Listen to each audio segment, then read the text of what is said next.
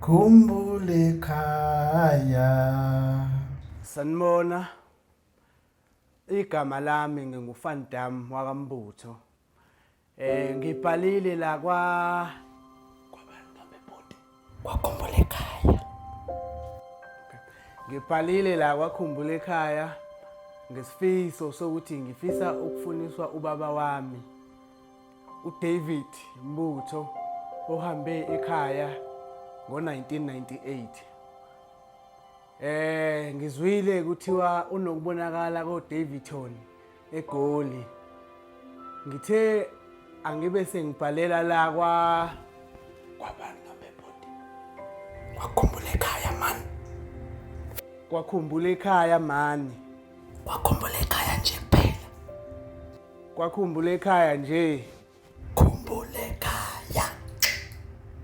Kwakhumbula ekhaya. Ngicela ukuthi ke ngifunise yena ubaba ngoba nginembuzo enginayo kubaba. Ukuthi why ubaba wangenza ngasupport iKaizer. Anginankinga nokuthi akabuye ekhaya akekho ngoba ngiyakhona ukuphila. Kodwa nje into engihluphayo ukuthi ubaba ngisamncane wangenza ngabe umlandeli weKaizer mina.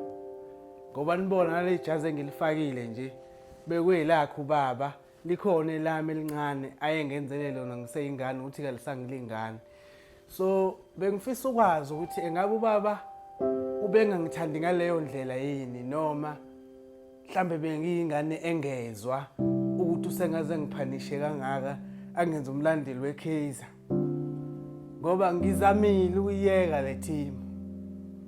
Ngizamile akuyekeki ngize ngashisa ngisho impepho ngicela kwabadala ukuthi ngiyacela sengikhathele ukuhlukumezeka weekend neweekend ngicela ukuthi okhokho nomkhulu bangisize ngiphume kulento.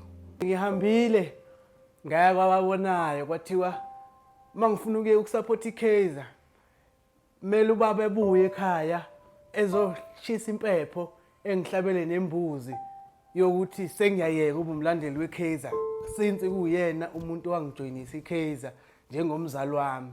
Idlozi ngeke likwazi ukuthi lingidedele ngizoba umlandeli weKaizer ngize ngife mangabe nje ubaba engabuya ngizongenzela leli tiye. So ngithe baba ngiyacela ukuthi mawubona la le video yakhumbula ekhaya ngiyacela ubuye nje noma ungihlabela imbuzi kuphela yokuthi nje ngiyeke iKaizer mase uyazihambela kubuyela koDavidton bakho. Ngikhathele ukuhlukumezeka weekend neweekend mina. Umanje ngomgqibelo kumele ehlale neSundowns. Yimi futhi kumele ehlukumeze. Ngikhathele mina. So baba ke bengisasho so ngiyacela ukuthi mawubona lo myalezo ubuye ngoba akusemnandi angisathandi.